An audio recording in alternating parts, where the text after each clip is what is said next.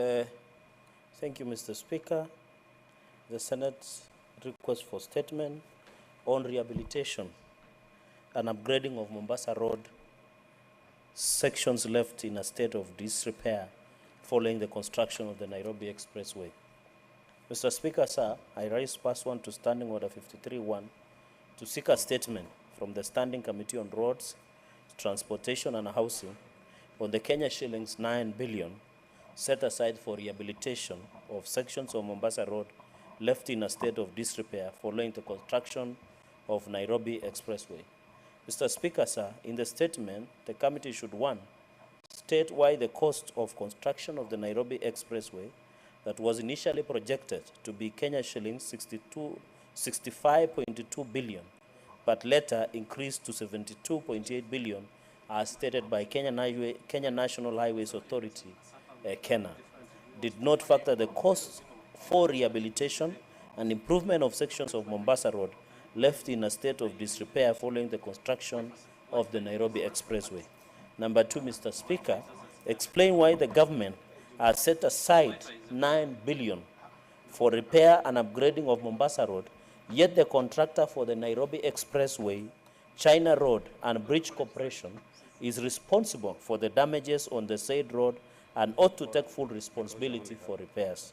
Mr. Speaker, number 3, state the contract cost variation for construction of the expressway as well as the impending renovation of the sections of Mombasa Road destroyed during the construction of the expressway as captured in the contract, stating how they conform to the law and attendant regulations.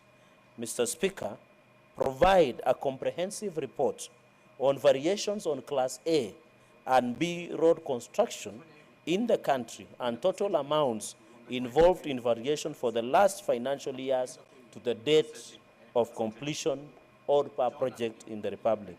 Mr. Speaker, number 5, the committee should provide a clear timeline on commencement and completion of the intended renovation and rehabilitation of the damaged sections of Mombasa Road or Old Mombasa Road, Mr. Speaker. Mr. Speaker, sir, the committee should state the guidelines on the usage of the Nairobi Expressway, especially on emergency services, in order to prevent abuse of the emergency service privilege. I thank you, Mr. Speaker, sir. Senator Sifuna. Yes, thank you, Mr. Speaker. I rise just to add a bit of emphasis on the request for statement by my brother Cherargei from Nandi, Senator Cherargei. Mr. Speaker, I know that I'm in the Committee of Transport and Housing. This matter, Mr. Speaker, has become a matter of urgency because I am aware that the resources, the 9 billion that he's talking about, was set aside and actually provided for in the last financial year. Mr. Speaker, the old Mombasa Road now has become an eyesore. We would like that when this matter comes to committee, we will be calling them, the responsible people, starting with the Kenya National Highways Authority, to give us an answer on what the plan is with the old Mombasa Road, Mr. Speaker, because I don't think it is fair for the residents of Nairobi and all who use that road that there is an expressway that you have to pay to use that was built on top of a road that was okay. Mombasa Road was okay back then. We didn't have the sort of blockages in drainage that we see even on the stretch of Uhuru Highway, Mr. Speaker. There's a lot of chaos at the Westlands roundabout.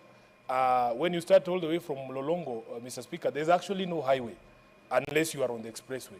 So we would like that this matter is given the seriousness that it deserves, and the contractor is able to explain to us why it has taken so long to restore the old Mombasa Road to where it was before, Mr. Speaker. In fact, Mr. Speaker, the people of Nairobi and other road users lost a number of lanes on that road because our understanding was that when the expressway was going to be built, it would not affect the number of lanes on the road. If you look at the section at the Next Gen Mall, for instance, Mr. Speaker, where the intake for the expressway is at on Mombasa Road, at Next Gen Mall, you cannot tell me that that's how Mombasa Road used to look because we only have barely 2 lanes remaining. This was a 4-lane highway, Mr. Speaker. So we would want that the contractor is brought before this committee, before our Committee of Transport and the Kenya National Highways Authority to answer the questions that have been very well put by Senator Cherargei, that we need to know what is the plan of restoration of the old Mombasa Road, how long is it going to take, how have the resources that were allocated prior to the, before this matter came to us, how have they been utilized so far, and when can Nairobians and Kenyans in general expect that we will have the old Mombasa Road back, Mr. Speaker, and this extends all the way to Wayaki Way. I thank you, Mr. Speaker. Senator Khalwale. Thank you, Mr. Speaker. Mr. Speaker, I would like to compliment Senator Cherargei. This is a very pertinent issue, in fact, of great national importance, given that Nairobi accounts for over 57% of the GDP of this country. Mr. Speaker, the contractor should actually not appear before the committee. It should appear before the House, the Committee of the Whole, because all senators have pertinent issues that are going to rise. And in my case, Mr. Speaker, the contractor must explain how it came to be that they developed such an expensive project without giving motorists who are using it paying an extra fee from Lolongo to be unable to enter the Upper Hill Business District and to enter the CBD. Mr. Speaker, I know you have used it. If you intend to do any business in Upper Hill and you are on the expressway, you have to go to Museum Hill. Similarly, if you want to come into the CPD. So he should tell us if there is a scientific reason. Otherwise, our expectation is that he should create an entry into the CBD and create an entry into the Upper Hill District, Mr. Speaker. Thank you. Senator Crystal Asige.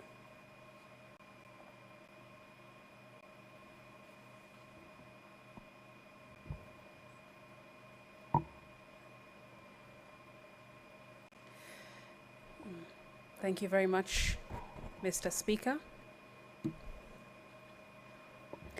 Mr. Speaker, I rise to make a statement under Standing Order 52-1 regarding road safety during the festive season. With several fatalities during the Christmas break, as people travel to be with their loved ones, road safety across the country should be a key priority for our government.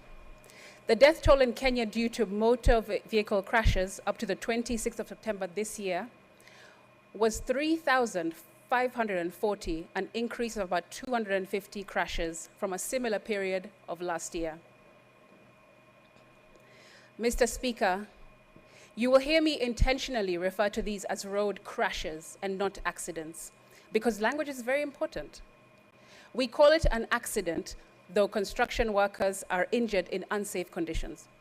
We call it an accident, though drivers crash due to negligent driving. And we call them crash accidents, though traffic crashes are fixable, caused by dangerous streets and unsafe drivers. But these are not accidents at all, Mr. Speaker. I use crashes to emphasize that our fatalities are caused by failures in design, construction, and training. Mr. Speaker, it is time that we did something to address road crashes, and road safety policies in Kenya shall assist with this.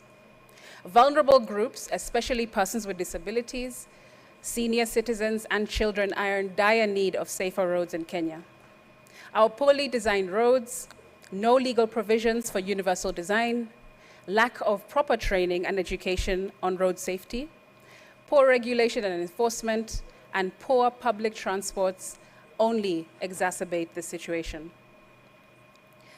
Mr. Speaker, the World Health Rankings put Kenya at 48 deaths out of every 100,000 people on the roads.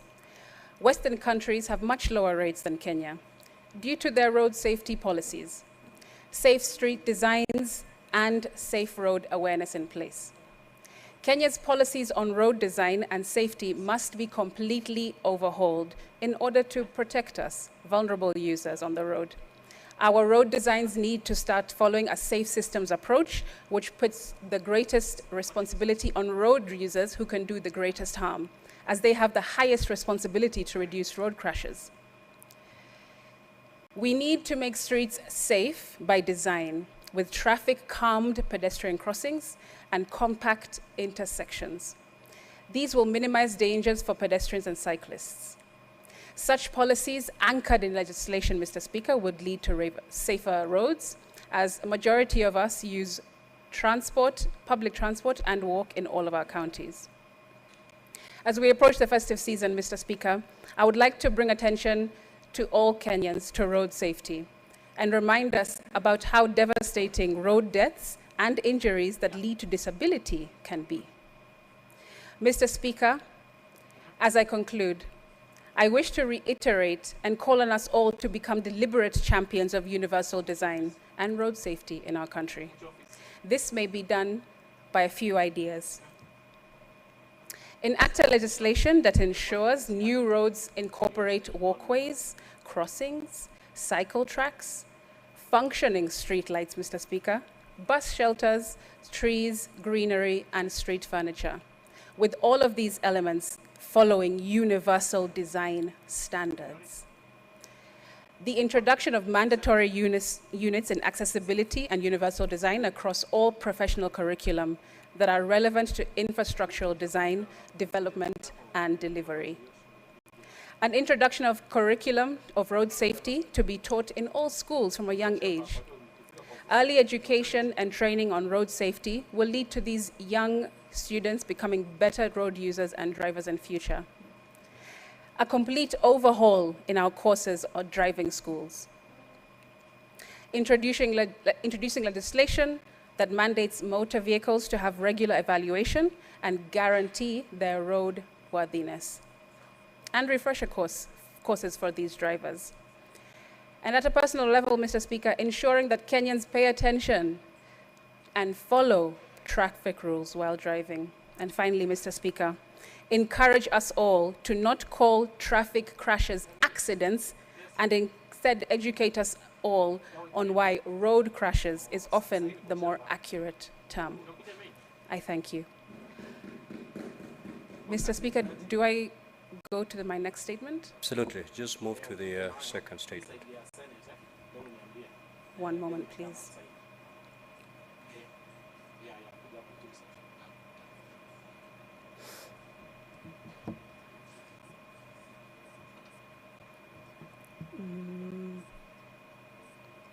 Okay. Mr. Speaker, my next statement is pursuant to Standing Order 53-1, to seek a statement from the Standing Committee on Roads, Transport and Housing with regards to road safety and universal design. In the statement, the committee should state the measure being taken to incorporate a safe systems approach in the design of all new roads constructions and any plans to improve on existing roads. State how the ministry is collecting and disseminating data on road crashes that have been reported and using this data to inform areas for improvement in the design and the construction of our roads. State what steps have been taken by various road and transport agencies to recruit specialized expertise in the planning and the designing of non-motorized transport and public transport facilities. State the budget allocations set aside for urban roads improvement projects that is dedicated to facilities for walking, cycling, and public transport. State the timelines for the adoption and provide a detailed plan for the implementation of the Street Design Manual for Urban Areas in Kenya, 2022. This is a guideline that was developed by the Ministry of Roads in partnership with the multidisciplinary agencies for the implementation of safe and universally accessible road designs. I thank you, Mr. Speaker. Senator Mwaruma.